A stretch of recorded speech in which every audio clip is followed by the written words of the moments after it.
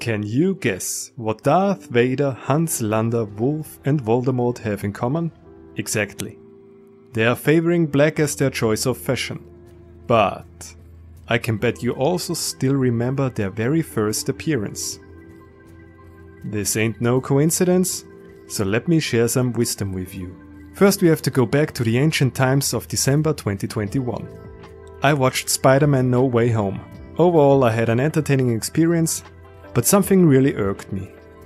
Ever since I was a little boy, I'm a fan of Spider-Man. I read the comics and watched the cartoon of the 90s. It was my favorite show at the time, and the vast rogue gallery of Spidey fascinated me. But one of his villains in particular cemented himself as one of my personal favorites, the Green Goblin. You know, as they say, a hero can only be as good as the villain he goes up against. When the first Sam Raimi Spider-Man came into cinemas, a dream came true. I was pumped to see my hero on the big screen, going toe to toe with his nemesis, the Green Goblin. The movie was exceptional to me from start to end, but above all, Willem Dafoe's performance already stood out to me as something very special back then. I recognized him as not only an obstacle, but as an interesting character remaining in my memory long afterwards. So yeah, as you might guess, I'm still having a soft spot for him. When I glimpsed the pumpkin bomb in the trailer for No Way Home and heard the familiar evil laugh, I probably felt the same feeling as back then. Nostalgia bait got me on the hook. I was intrigued to say the least, knowing Willem Dafoe was reprising his role as Norman Osborn after nearly 20 years. Although one has to be cautious these days, I fell for the member berries and didn't care at all this time around.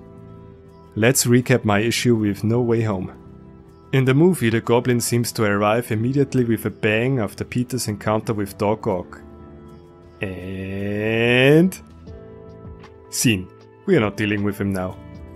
The next time we really get to see him in all his apparent glory, we just have an unceremoniously hastily cut to his face. Like, there he is. Okay, let's move on, I guess. It felt kinda underwhelming. So underwhelming it took me out of the movie, in fact. I saw Willem Dafoe and felt empty. An incredible feat, cause Willem Dafoe is always a delight to watch. But something feels wrong here. There surely could have been a way to change his entrance for the better. I wanted a tease and a smooth tilt to the face to give him the introduction he deserves, in my opinion. Just like Doc Ock had in the same movie before. Arguably given more time and care.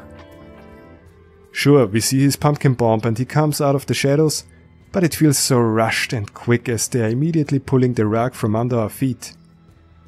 It vanished as quickly as it came. Peter is not concerned about him, so why should we care? And I know one could make the point that this goblin with the mask is not the goblin we end up with in this movie, but that makes his introduction later on more frustrating. It may seem like a minor thing, but I have to emphasize. First impressions do count. I think the audience can tell if the filmmaker cares about the character they are presenting. If they don't, it's quite a bummer. Especially if it's about an established character from another source material. But how can someone spice up the first impression of a villain? I explored a lot of introductions of cinema's greatest baddies and came onto this technique I'd like to call the face reveal.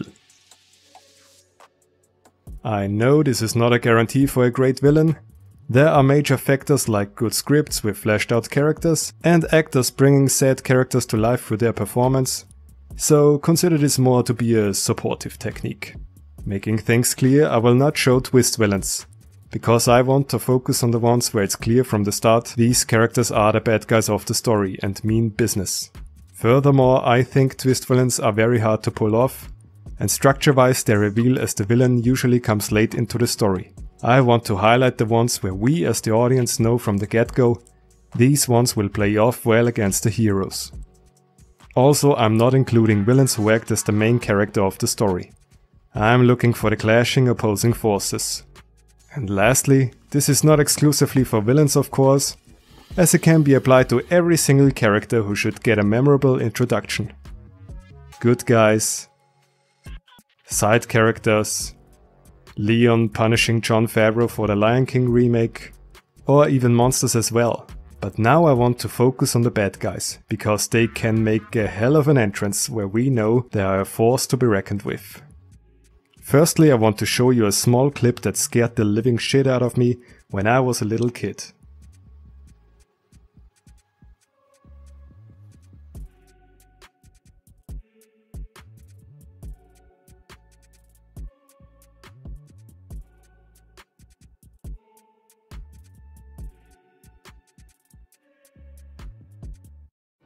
My voice. My voice. Oh, perfect disguise. Back then I couldn't pinpoint what made it so effective, but now I think I figured it out. Seems not so scary now, but the revelation of her face at the end shocked me tremendously. And it all results from the edits, what we see, what we don't, and the camera movements beforehand. Everything is leading up to this particular moment. To bring in some flavor to the first impression, there has to be some build-up. And the build-up climaxes as a reveal of the face of the antagonist. We should be eager to see the face of the villain. Because just showing the face without further ado won't provoke much emotion from the audience, the way up to this point is the key element. Do you remember the TV show Inspector Gadget? It had a mystery looming over the whole series. How does the bad guy Dr. Claw look like? Throughout the show we never saw his face once, but it was always on the verge of nearly happening. Imagine it like a mystery box. Yeah, I know the term might have a negative connotation, but hear me out. The writers of the show intentionally never showed Claw's face, knowing the audience would tune in every week, waiting for it to finally happen. Personally, I think we as the audience would feel rewarded if we would have seen it at least in the final episode. You can make a build-up over the course of several episodes or movies, but in the end there has to be a conclusion. Otherwise it feels like a betrayal and waste of time. To get a satisfying face reveal, we have to picture it like a mini mystery box. But we actually get to see what's in there. It's the same approach as when we are curious to see the face of someone wearing a mask. Making the revelation exciting is possible through glimpses and teases, so we subconsciously know there is someone important to be shown. Or simply said, build up has to further anticipation. And there are certain kind of tools to up the ante. For example, light and darkness. Obscure the character with darkness or light, so we can't fully see his face yet, to shroud and weave the character in mystery.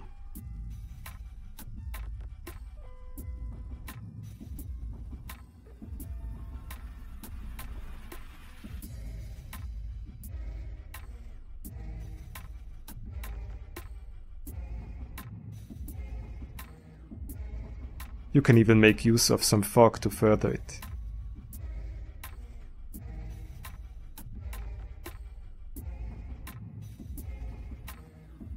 Show them in the distance, simply out of focus, or getting closer to the camera.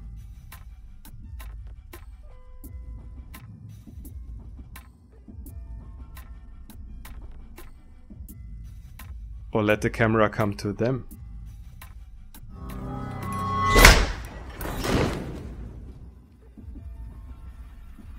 How do the surroundings react to the villain? How are they perceived by other characters?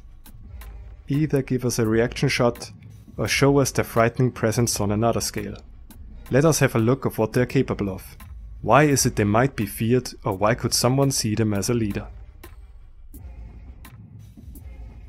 Show us their commanding presence within a group by positioning them in the center.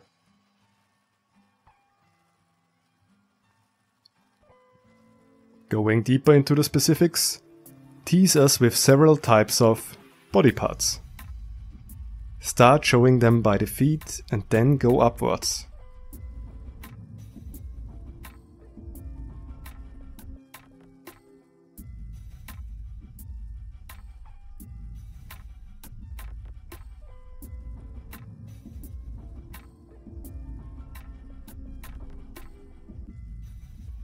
Or the back.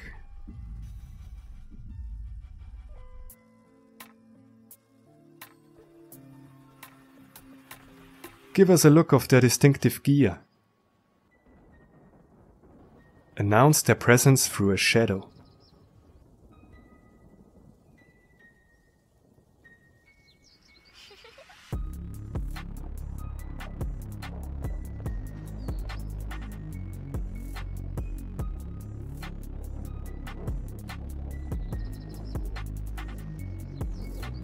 Use objects in front of their face.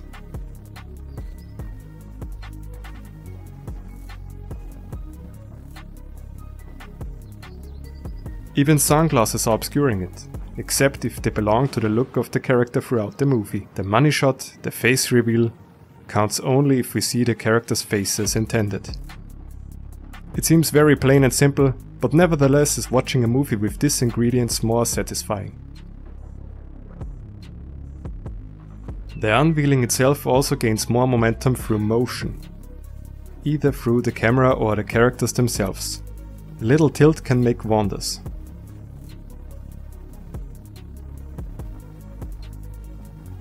Some directors will make it subtle,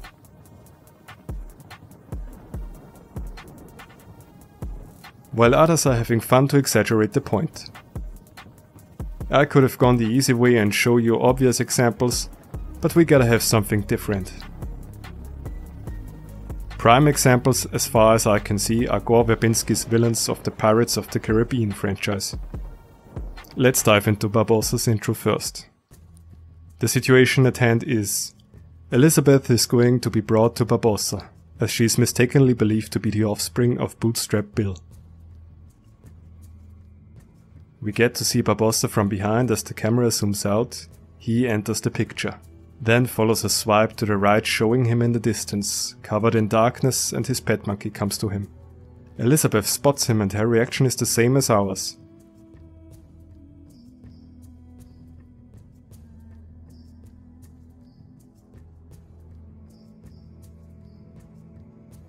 Lastly, his hand comes into the picture, grabbing the hand of this brute. The camera slides to the left as he displays his power and authority to his crew and us, the audience.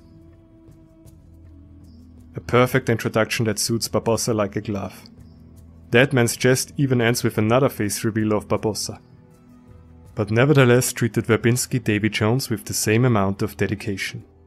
Will tried to fight the crew of Davy Jones, but ultimately has been captured. Then the captain of the Flying Dutchman enters the scene. First we get a reaction shot from Will, because Davy Jones announces his arriving with his wooden leg, which is also the first thing we see from him. Then the camera pans upwards for a brief look at his backside. We continue to see him from behind, but we are at the level of his shoulders now. The camera follows him to the left side. We see how the survivors react to him, and then his left hand comes into front and focus. He stops and comes into frame from above down to this poor fella, to once more indicate the power he possesses and giving us the first look of his glorious face. Now to bring home the message, there is one last example I want to share with you. Every trick in the book is played to get you anticipated for Frank Costello. Nearly the whole world knows Jack Nicholson's face, but Scorsese manages to build up like the master he is, to leave us longing for the reveal, and boy is it a delight to see in the end. The movie starts with Costello's monologue, during which we see his silhouette walking to the left. The camera zooms in on him. He's blending in with the dark area around him. The camera floats into the store and implies for a brief moment it could be Costello's perspective. This segment serves as our view into how Costello relates to his environment. The owner recognizes him and immediately heads for the cash. He enters the picture showing us his back. Next he gets handed the money, without a word. Then he is lecturing the owner, staying in his corner, always standing in the dark. Notice how everyone else is well lit but him. He is always remaining in the shadows. We can't fully clarify his face yet. Even when his attention goes to Colin, we are not getting a clear look of him. The effect is aided by the sunglasses he's wearing. He continues to be mysterious in the dark.